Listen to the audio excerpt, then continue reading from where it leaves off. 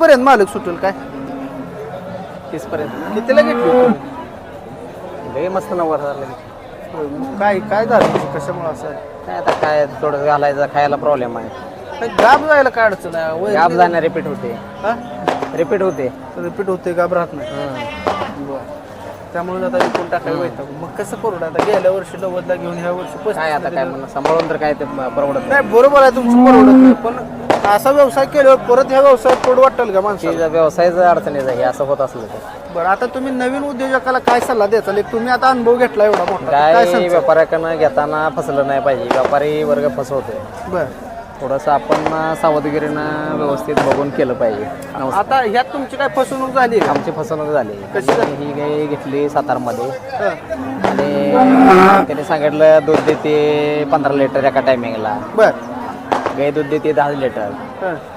आता तर काय पार्टी झाली त्यामुळे कमी देणार त्याचा काय आता विषय. कमी झाली दूध जास्त सांगून आम्हाला हे केलं आणि पण दुसरी गोष्ट पहिले पण डॉक्टरचं म्हणणं आहे की थोडंसं म्हणजे हीच आहे आपदून थोडंसं गाभ गेली. आपदून गाभ गेली. बरं.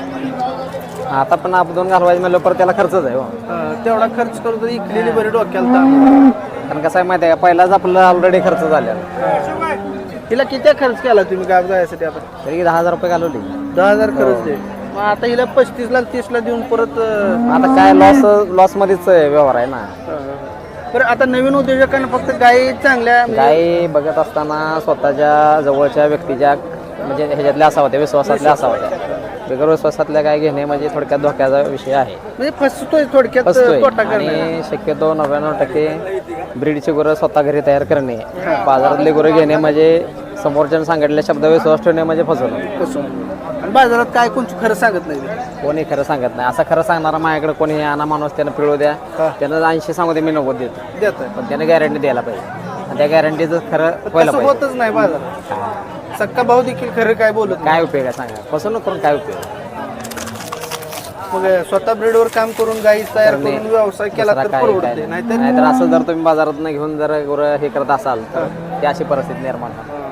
विकायची वेळ लाखाची येते. घ्यायची 35 ला द्यायची हा. अशी